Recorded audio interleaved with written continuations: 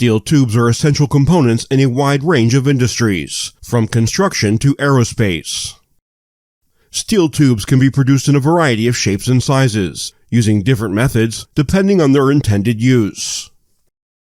Steel tubes are typically produced by two methods: seamless production and welded production. Seamless production is the process of producing steel tubes without any seams or welds. Piercing is the method commonly used for seamless steel tube production. In the piercing process, the raw material, which is called the billet, is heated and pierced over a mandrel and plug to produce the steel tubes. This method is often used in the production of steel tubes for the oil and gas industry, and for gear or bearing applications where many components require very consistent microstructures and properties around the circumference.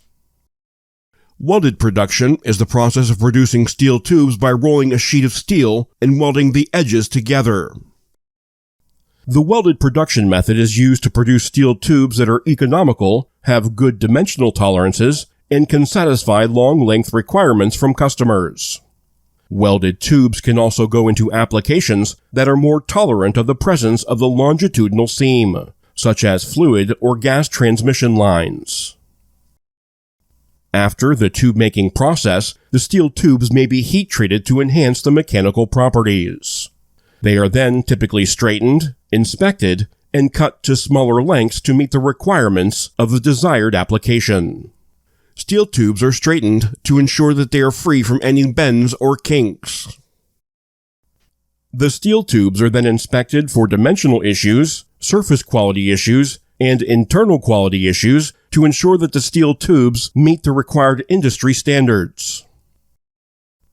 Finally, the steel tubes are cut to the required lengths to facilitate and simplify the logistics involved in the transport of long steel tubes.